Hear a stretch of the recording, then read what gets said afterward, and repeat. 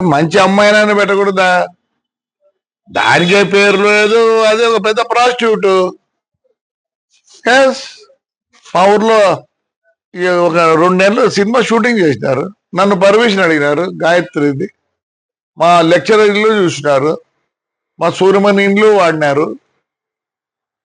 మంచిదాన్ని పెట్టండి. ఆడవాళ్ళకి ఎంత జిగుత్సాకరంగా ఉందంటే మీరు పెట్టిన ఆ లేడీ చూసినారు కదా, ఉత్తబిత్తల రోజా పువ్వులు వేసుకుంది, ఫోటో పెట్టినారు కదా మా వాళ్ళు కూడా. అంటే మీరు ఎంత అవమానిస్తారు ఒక లేడీని ఎంత అవమానిస్తున్నారు? సిగ్గుందా మీకు? సిగ్గుందా? ఇంకొక ఆయన వచ్చిండు, తెలుగుదేశం ఉండే, మళ్ళీ ఇట్టపోయి ఆడో ఉంది. వీళ్ళు బతుకు తెరువు కోసం ఏదో పాటు పడతారు పాపం. అలాంటి దాంతో మా ఊరు మహిళలని మీరు చెప్పిస్తారా? మీకేం లేదా? నీతి నియమం లేదా? ఎందుకు లేదు? థర్డ్ జెండర్ అంటారు వాళ్ళకి. అందరికీ నమస్తే. నిద్ర లేవగానే బోలెడని మిస్ కాల్స్ అనమాట. వాట్సాప్ ఓపెన్ చేయగానే సో ఆయన ఎవరో ఒక పెద్ద మనిషి, వయసు అయిపోయిన ఆయన నా గురించి చాలా పచ్చి బూతులు మాట్లాడుతూ కనిపించారు. ఆయన సంస్కారవంతమైనటువంటి భాషకి నా మనస్ఫూర్తిగా ధన్యవాదాలు. నా మీద కేసు కూడా ఫైల్ చేశారట, మరి నాకైతే తెలీదు. ఒకవేళ మహిళల సంరక్షణ గురించి నేను మాట్లాడడమే నేరంగా భారతదేశంలో పరిగణించబడితే అలాంటివి మరికొన్ని 10 కాదు 100 వీడియోలు చేయడానికి నేను సిద్ధంగా ఉన్నాను. నా మీద 100 కేసులు ఎవరైనా పెట్టుకోవాలి అనుకుంటే దయచేసి పెట్టుకోవచ్చు. నాకు ఎలాంటి అబ్జెక్షను లేదు. మహిళల మానం, మహిళల ప్రాణం మహిళలకే ఇంపార్టెంట్ కానప్పుడు నేను దాని మీద స్పందించడానికి పదే సిద్ధంగా ఉన్నాను. 1000 కేసులు పెట్టినా నేనైతే వెనక్కి తగ్గేదే లేదు అన్నట్లుగా ఉంటాను. ఆయన పెద్ద మనిషి మాట్లాడిన భాష చాలా గొప్పగా ఉంది. వాళ్ళ తాడిపత్రి మహిళలు పతివ్రతలు, పక్క ఊర్లో ఉన్న వాళ్ళందరూ పతితలు అని మాట్లాడిన ఆయన గొప్ప భాషకి, గొప్ప సంస్కారానికి, అలాగే తాడిపత్రిలో ఉండే ప్రతి పతివ్రతకి, వారిని సమర్థిస్తున్నటువంటి ప్రతి పురుషుడికి కూడా మనస్ఫూర్తిగా ధన్యవాదాలు. కాకపోతే ఆ ఊరి మహిళలకు కానీ ఆ ఊరి పురుషులకు కానీ పాపం వాళ్ళు ఏమి అనలేదు నన్ను. ఈయన చెప్పారనమాట, మా ఊరి మహిళలు అని చెప్పేసి. సో మరి నేను కూడా మహిళే కదా, నేనేమన్నా ఒక్క బూతు మాట మాట్లాడడం జరిగిందా? పోనీ ఆ పెద్ద మనిషి పేరైనా తీయడం జరిగిందా? అసలు ఆయన ఎవరో కూడా నాకు తెలియదు. ఇప్పుడు నేను తెల్లారి చూసే వరకు కూడా ఆడేదో జేసీ పార్క్ అన్నానా, జేసీ పార్క్ ఆయన కట్టించుకున్నదన్న సంగతి కూడా నాకేం తెలుసు. మరి ఏమీ తెలియకుండా ఎలా మాట్లాడతాం మా ఊరి చరిత్ర అని అంటున్నారు. తాడిపత్రే కాదు, ప్రతి ఊరికి ఓ గొప్ప చరిత్ర ఉంటుంది. తాడిపత్రి గొప్ప చరిత్ర అన్నది హిస్టరీకి సంబంధించింది అయితే, గాంజా, సిగరెట్టు, మందు, డ్రగ్స్ అన్నవి నేర చరిత్రలకు సంబంధించినవి. కాబట్టి నేరానికి ఊరి యొక్క చరిత్రలకు సంబంధం ఉండదు.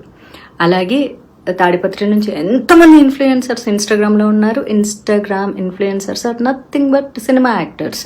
వాళ్ళు కూడా, వాళ్ళకి ఎంత క్రేజ్ ఉందో వీళ్ళకి కూడా అంతే క్రేజ్ ఉంది ఇప్పుడు సమాజంలో.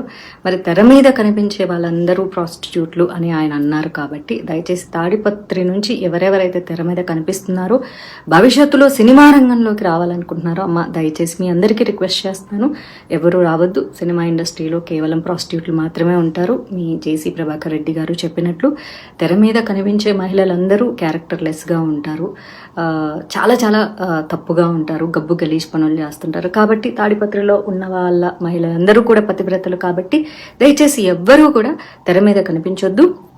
మీ అందాలు కానీ, మీ యొక్క ఆలోచనలు కానీ, మీ యొక్క రూపాన్ని కానీ కేవలం పెళ్లి వరకు మీ అమ్మా నాన్నలతో ఉంచి పెళ్లి తర్వాత మీ భర్తకి సమర్పించవలసిందిగా మనస్ఫూర్తిగా కోరుకుంటున్నాను. కానీ తాడిపత్రిలో ఉండే మహిళలకు స్వేచ్ఛ కావాలి. డీజే కొట్టుకోవాలి, 1 o'clock వరకు డాన్సులు చేయాలి, స్వతంత్రం కావాలి, అన్నీ కావాలి.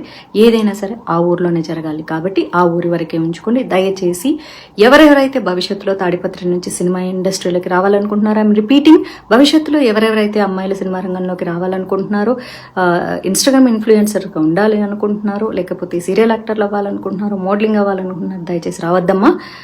సినిమా ఇండస్ట్రీలో ఉండేవాళ్ళు ప్రాస్టిట్యూట్స్ కాబట్టి తెర మీద కనిపించేటటువంటి అంశాన్ని మీరు వెనక్కి తీసుకొని తాడిపత్రిలో పవిత్రంగా బతకాలని చెప్పేసి తాడిపత్రి మహిళలకి, వారి యొక్క అన్నదమ్ములకి, తల్లిదండ్రులకి, భర్తలకి, బాయ్ ఫ్రెండ్స్కి అందరికీ నా మనవి, జేసీ గారి మాట వినండి. తెర మీదకి ఎవ్వరూ మహిళలు కనిపించవద్దు. మీరు ఏ పార్టీలు చేసుకున్నా, ఏ డీజేలు కొట్టుకున్నా, ఏ అర్ధరాత్రి వరకు ఎగిరినా, ఏ స్వతంత్రాన్నైనా సరే తాడిపత్రిలో మాత్రమే చేసుకోండి. మీరు ఎప్పటికీ పతివ్రతల్లాగా ఉండాలని, బయట ఊర్లలో ఉండేవాళ్ళు ఎవరు పతివ్రతలు కాదు, పతితలు అని చెప్పేసి, అందులోనూ సినిమా ఇండస్ట్రీలో ఉండేవాళ్ళు ప్రాస్టిట్యూట్లు కాబట్టి, నేను సినిమా ఇండస్ట్రీలో ఉన్నానే ఆయన అలాంటి పదజాలాన్ని ఉపయోగించారు. చాలా సంతోషం పెద్ద మనిషి గారు, చాలా చాలా సంతోషం అండి. అయితే జేసీ అస్మిత్ రెడ్డి గారు తాడిపత్రి ఎమ్మెల్యే అంట. ఆయన గురించి నేను బాగా విన్నాను. Is very youngster, very nice person, చాలా పొలైట్గా మాట్లాడతారట. కాకపోతే సొంత తండ్రి అంత దారుణంగా మాట్లాడుతుంటే ఆయన కూడా ఖండించలేని పరిస్థితులు ఉండింటారు. కాకపోతే మీకు కూడా సినిమా ఇండస్ట్రీలతో చాలా మంచి సంబంధాలు ఉన్నాయి. అస్మిత్ రెడ్డి గారి వాళ్ళ బ్రదర్కి అయితే సినిమా ఇండస్ట్రీతో చాలా మంచి సాన్నిహిత్యాలు ఉన్నాయి. కాబట్టి మీకు కూడా బయట మీ తండ్రి గారు మాట్లాడినటువంటి భాష మీరు మాట్లాడరు అని కూడా నేను వినడం జరిగింది. ఏదైతేనేమి జేసీ గారికి సమర్థిస్తున్నటువంటి సైకోపాత్స్ అందరికీ కూడా మనస్ఫూర్తిగా ధన్యవాదాలు. నేనైతే భయపడట్లేదు. భయం అంటే ఏంటో కూడా నాకు తెలియదు. ఎందుకంటే పుట్టడం సహజం, మరణించడం కూడా సహజం. మధ్యలో జరిగేవన్నీ మన కర్మల్ని బేస్ చేసుకునే ఉంటాయి. కాబట్టి నన్ను మీరు కిడ్నాప్ చేయాలనుకుంటే చేసుకోవచ్చు, లేకపోతే మీరు చెప్పినటువంటిది ఏదైనా మర్డర్ చేస్తారంటే కూడా చేసుకోవచ్చు. ఎందుకంటే నా తలరాతలో ఏం రాసి ఉంటే అది జరుగుతుంది తప్ప నా తలరాతలో రాయింది ఏది జరగదు. ఒక కృష్ణ ప్రేమికురాలుగా చెప్తున్నాను, నేను రాజ్యాంగబద్ధంగా చాలా చక్కగా మాట్లాడాను. మహిళల స్వేచ్ఛ గురించి, స్వతంత్రం గురించి, సేఫ్టీ గురించి మళ్ళీ మళ్ళీ మాట్లాడుతూనే ఉంటాను. జేసీ ప్రభాకర్ రెడ్డి గారు అయితే చాలా చక్కగా మహిళలకు స్వేచ్ఛ కావాలి, స్వతంత్రం కావాలి, మహిళలు ఇంట్లో కూర్చోకూడదు అని చెప్పి ఒక మహిళనైనా నన్ను అమ్మ నా బూతులు తిట్టడం జరిగింది. పాముకి 2 నాలుకలు ఉంటాయి, మనిషికి ఒళ్ళంతా విషం ఉంటుంది. ఆ విషముతో కూడినటువంటి పాము నాలికలా మాట్లాడినటువంటి మీ యొక్క వయసుకి కూడా నాకు మర్యాద ఇవ్వాలని ఉన్నా సరే మీ భాషకి మర్యాద ఇవ్వలేక, ఇక ఎలాగూ వయసు అయిపోయింది కాబట్టి మిమ్మల్ని అనుసరించి మీరు మాట్లాడేవి చేదు మాటలు నచ్చే ఎంతో మంది సైకోపాత్స్లు ఉంటారు. కాబట్టి మీ అందరికీ నా పాదాభివందనాలు. మీ యొక్క గొప్ప సంస్కారానికి నేనైతే తలదించేది లేదు.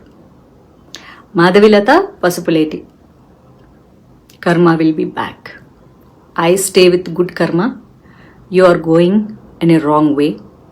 కాబట్టి మీ కర్మలకు మీరే బాధ్యులు తప్ప నేను కాదు. ఒకవేళ భగవంతుడు నాకు ఆ కష్టాలు మీ వల్లే రాసి పెట్టి ఉంటే అది కూడా నా కర్మలో భాగం అనుకుంటాను తప్ప నేను తప్పు చేశానని ఒప్పుకోను. రాజ్యాంగబద్ధంగా చాలా సక్రమంగా మాట్లాడాను. మీరు రాజ్యాంగాన్ని తప్పి నీతి తక్కువ మాటలు మాట్లాడారు. కాబట్టి మీ యొక్క కుసంస్కారానికి ఈ వయసులో మీరు సిగ్గుపడాలి. మీ భార్య కానీ, మీ ఇంట్లో ఆడవాళ్ళు కానీ, మీ కోడల్లో కూతుర్లో మరి మీ యొక్క భాషని వారు సమర్థిస్తున్నందుకు ఆ మహిళా మహారాణులకు పాదాభివందనాలు. కాకపోతే మిమ్మల్ని ఏమీ అనలేక వాళ్ళు మౌనంగా రోధిస్తున్నందుకు వాళ్ళ రోదనకు నా సంతాపం.